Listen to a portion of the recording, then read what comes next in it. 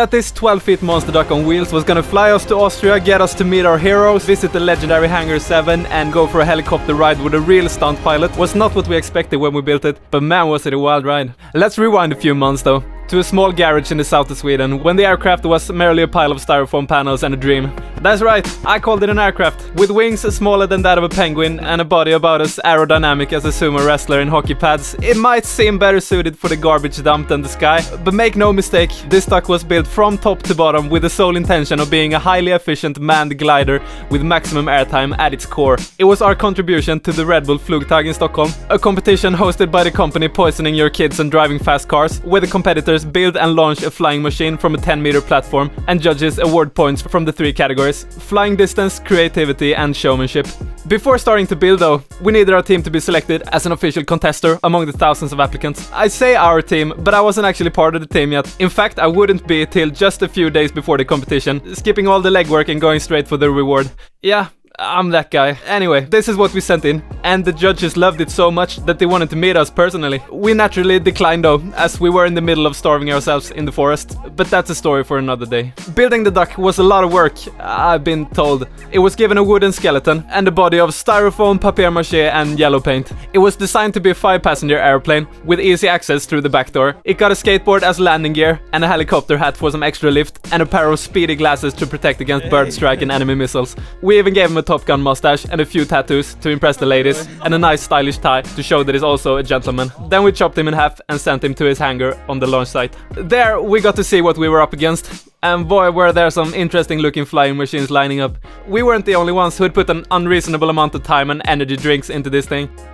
As we were fixing up the last details, one of the jurors came up to us and said he wanted to see us dance. That was weird. He also said we needed to run 300 kilometers per hour during takeoff. I think he might have been high. Then a gang of TV people wanted to know where we lived, and some influencer guy put us in his YouTube video. That part was actually pretty cool. We built a bird hangar, gave him something to drink and put tape on his ass to keep the shit from falling out. The judges thought it looked funny, so we got a lot of points for creativity. They also liked our pre-launch routine of feeding the bird caffeine until it gave birth to a fleet of homicidal ducklings that immediately sent him to his demise. It was actually pretty dark. The flying distance was horrible, but apparently good enough to win the f***ing thing. 8,2 meter. De har ju slagit i rekord. Med råge. Det är 2,10. Det är ett svan som är den absolut mest svårflörtade. After a quick celebration, we gave the birds some face tats, packed our bags and headed to Salzburg, the city of Red Bull and Mozart, which was our prize for winning. And then we did the first thing you're supposed to do when you go to Austria. That's right, we got out of there as quickly as we could, jumping straight on a bus to Germany to visit Hitler's lair and climb a mountain. We weren't as good at climbing as we thought though, so we didn't reach the top and we had to run all the way down to catch the last bus back to Austria. The next day was the day we had really been looking forward to. We got to visit Red Bull's Hangar 7, with the keep a ton of insane operational aerial and land vehicles, including a few Formula 1 cars.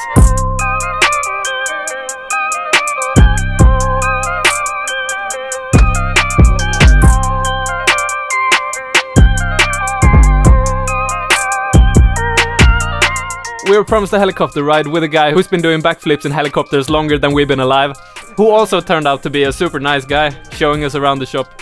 Before heading up though, we got to see another legend land. The pilot is Dario, the guy who flew to the Tango. Yeah, this guy. We didn't have time to say hi though. The helicopter we flew in couldn't go upside down, but he still had some tricks to make sure we all shat our pants nonetheless, including flying so fucking close to everything. God damn! It was actually insane, it was so much fun. And that's the story of how a rubber duck flew us to Austria. Hope you enjoyed. See you next time. Peace.